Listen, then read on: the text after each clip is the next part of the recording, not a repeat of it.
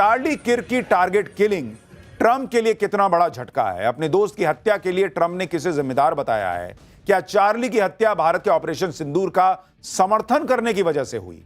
Trump के करीबी की हत्या के बाद क्या ट्रंप की जान को भी खतरा है? रशिया ने क्या कह दिया है? ये बड़े सवाल और इनके जवाब आज आपको दूंगा। क्योंकि याद कीजिए, ट्रंप बहुत सेफ नहीं है। पिछले साल चुनाव प्रचार के दौरान ट्रंप पर भी हमला हुआ था, ये याद कीजिए। जैसे इस पे गोली चली, भाई तो मर गया, लेकिन ट्रंप के कान को गोली छू के चली गई थी। ट्रंप के दोस्त की टारगेट किलिंग से क्या ट्रंप पर जो हमला हुआ था उसका भी कोई कनेक्शन है क्या? आज इस सब के बारे में बात करूंगा। यह भी बताऊंगा कि चार्ली किर्क को गोली लगने के बाद जब हर कोई जान बचाने के लिए भाग रहा था, तब उसी भीड़ में एक शख्स जश्न क्यों मना रहा था? ट्रंप के दोस्त की हत्या के बाद मौके से जिस संदिग्ध हत्यारे को हिरासत में लिया गया, उसे बाद में रिहा क्यों कर दिया गया? चार्ली किर्क के उन बयानों को भी सुनवाऊंगा जिन्हें उनकी हत्या का कारण बताया जा रहा है। अमेरिका के खौफनाक शूटआउट का पूरा सच क्या है, अब इसका चैप्टर खोलता हूं। लेकिन पहले जो हुआ है उसकी एक झलक देखिए, जिससे ट्रंप भी सदमे में भी हैं और गुस्से में भी। अमेरिका में राष्ट्रपति ट्रंप के करीबी सहयोगी और दोस्त चार्ली किर्क की दिन दहाड़े गोली मारकर हत्या कर दी। और इसके अलग अलग एंगल से वीडियो हैं। आप देखिए वो बैठा हुआ और कैसे गोली लगी। आप जैसे ये वीडियो देखिए, किर्क यूटा यूनिवर्सिटी के कार्यक्रम में थे, तभी गोली की आवाज आती है। गोली सीधे किर्क के गले में लगती है और गले से खून की धार फूट पड़ती है और किर्क गिर जाता है।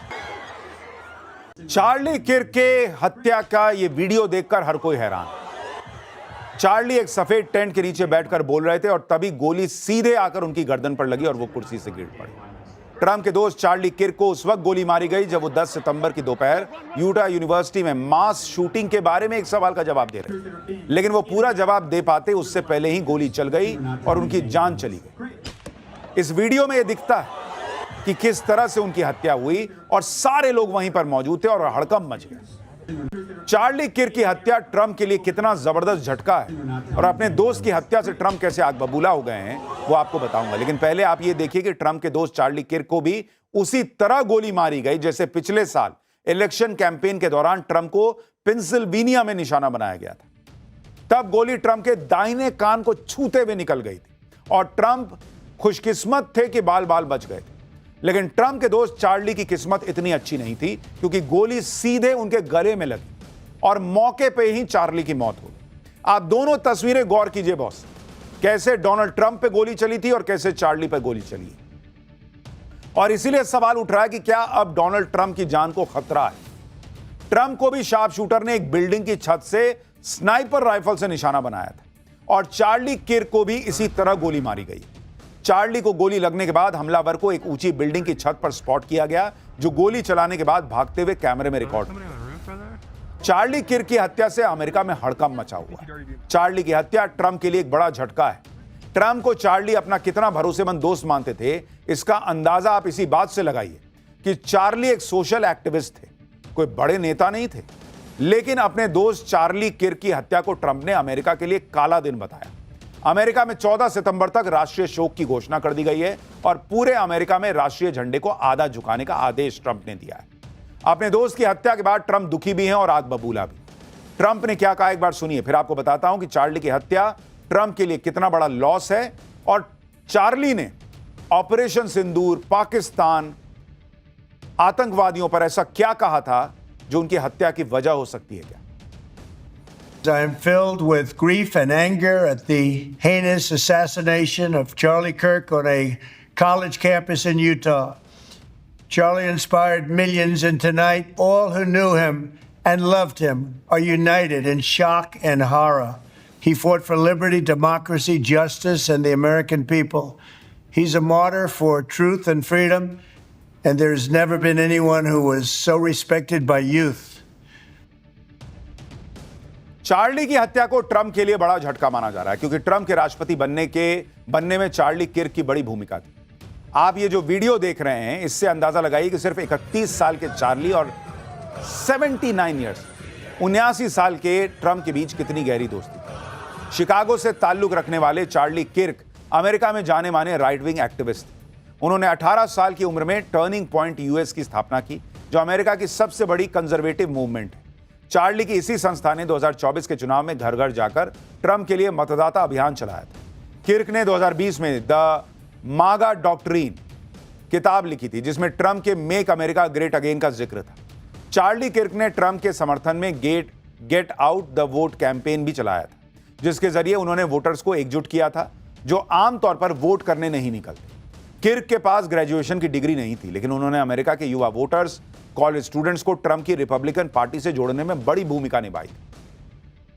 2024 में ट्रंप की जीत के लिए चार्ली ने एड़ी चोटी का जोर लगा दिया था।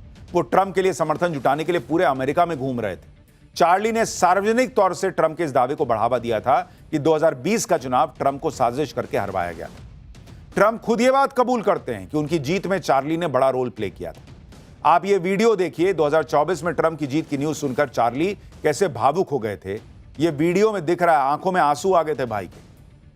अपने दोस्त चार्ली किर्क की हत्या का आरोप ट्रंप ने किस पर लगाया है, यह आपको बताऊंगा, लेकिन पहले एक और वीडियो देखिए। जिस प्रोग्राम के दौरान चार्ली किर्क को गोली मारी गई, उस प्रोग्राम में हजारों लोगों की भीड़ मौजूद थी। चार्ली को गोली लगते ही वहां भगदड़ मच गई, लोग घबराकर भागने लगे।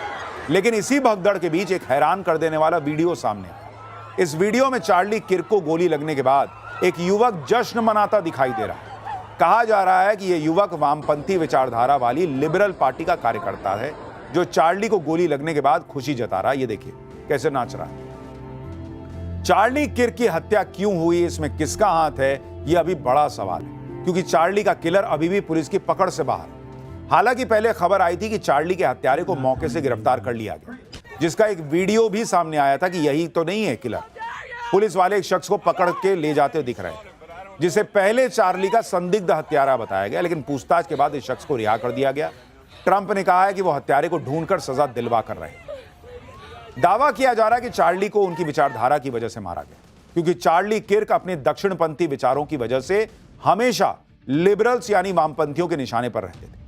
चार्ली अमेरिका में नस्लीय भेदभाव खत्म करने वाले सिविल राइट्स एक्ट की आलोचना करते थे। चार्ली ने गाजा में इजरायल के हमलों का समर्थन किया था। चार्ली अमेरिका में महिलाओं को गर्भपात के अधिकार का भी विरोध करते थे। चार्ली गुलामी प्रथा के समर्थन में थे, बयान देते थे। चार्ली अमेरिका में गन कल्चर के भी समर्थक थे। उन्होंने कई बार खुलकर कहा था कि हथियार रखने की आजादी बचाए रखने के लिए हर साल कुछ गन डेथ्स होने सामान्य बात है। संयोग देखिए कि जब उनकी गोली मारकर हत्या की गई, तब चार्ली अमेरिका में सामूहिक गोलीबारी की घटनाओं पर ही एक सवाल का जवाब दे रहे थे। किर्क की सोशल मीडिया पर जबरदस्त फॉलोइंग थी। उनके radio show the Charlie Kirk show को हर महीने 5 लाख से ज्यादा लोग सुनते थे। इसी शो में उन्होंने भारत के ऑपरेशन सिंदूर का समर्थन किया था और पाकिस्तान को आतंकी देश तक बताया था। सुनिए एक बार। यानी चार्ली ने साफ साफ कहा था कि भारत जो है वो पाकिस्तान के खिलाफ जो लड़ाई लड़ रहा है वो आतंकवाद के खिलाफ लड़ाई। चार्ली किर्क अमेरिका में बढ़ती इस्लामिक कट्टरपंथ के भी विरोधी थे। उनका मानना था कि अमेरिका में वामपंथी इस्लाम का इस्तेमाल करके अमेरिका को बर्बाद कर देना चाहते हैं, और यह बात वो अपने कार्यक्रमों में खुलेआम कह देते थे। सुनिए एक बार।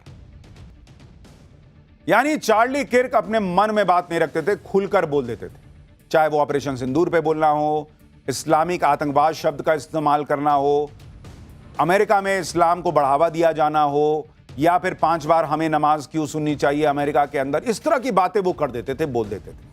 और इसलिए सवाल उठ रहा है कि क्या इसी वजह से उन्हें गोली मार दी गई, वामपंथियों को यह बात पसंद नहीं आई, क्या ट्रंप की जान को भी खतरा है। तमाम बातें हैं जो जांच के बाद ही साफ हो पाएंगी।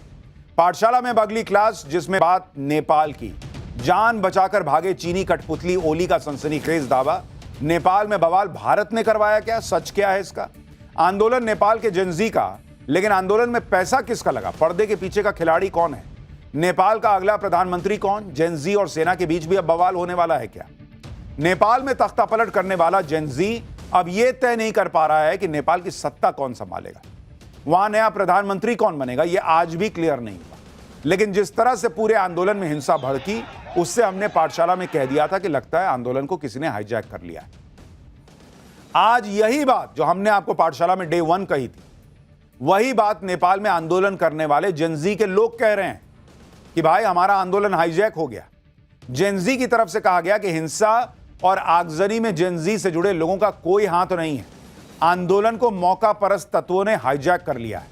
और पूरे बवाल के बीच पीएम की कुर्सी छोड़कर जान बचाकर भागे केपी शर्मा ओली ने भी सनसनीखेज दावा कर दिया। उन्होंने इशारा कर दिया कि नेपाल में बवाल भारत ने करवाया। लेकिन इसका सच क्या है आज आपको विस्तार से बताऊंगा। नेपाल में तख्ता पलट करने वाले जेनजी के पीछे कौन सी ताकत है, पर्दे के पीछे के खिलाड़ी कौन है। इसके अलावा नेपाल के नए पीएम को लेकर जेनजी और नेपाल आर्मी के बीच छिड़ते बवाल की भी बात हो। लेकिन पहले नेपाल में आज जो हुआ है उसकी भी झलक दी। नेपाल में तख्ता पलट हुए 2 दिन हो चुके हैं, लेकिन अंतरिम पीएम पर सहमति नहीं बन पाई और इसी को लेकर आज नेपाली आर्मी के मुख्यालय में मैराथन बैठक चली। इस बैठक में पीएम के नाम को लेकर तो कोई फैसला नहीं हुआ, लेकिन जेनजी के आंदोलनकारी पीएम के नाम को लेकर 2 गुटों में बंट गए। बैठक के बाद सेना मुख्यालय के बाहर दोनों गुटों में हाथापाई तक हो गई। झड़प से पहले जेनजी के नेताओं ने प्रेस कॉन्फ्रेंस की, जिसमें आंदोलन को तोड़ने की कोशिश करने का आरोप लगाया गया। जेनजी के नेताओं ने नेपाल की राजनीतिक पार्टियों पर आंदोलन में अपने एजेंट घुसाने का आरोप लगाया और आंदोलन पर उठ रहे सवालों की वजह से जेनजी के नेता रोते हुए भी नजर आए।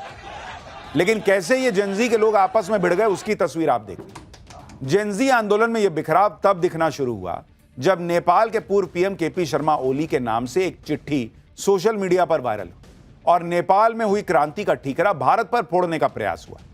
चिट्ठी में लिखा गया कि डियर जेनजी, आज मैं शिवपुरी के इस एकांत सुरक्षा क्षेत्र में नेपाली सेना के सैनिकों से घिरा बैठा हूं और तुम्हें याद कर रहा हूं। सरकारी कार्यालयों में आगजनी और तोड़फोड़ अचानक नहीं हुई, आपके मासूम चेहरों का इस्तेमाल गुमराह करने के लिए किया जा रहा है।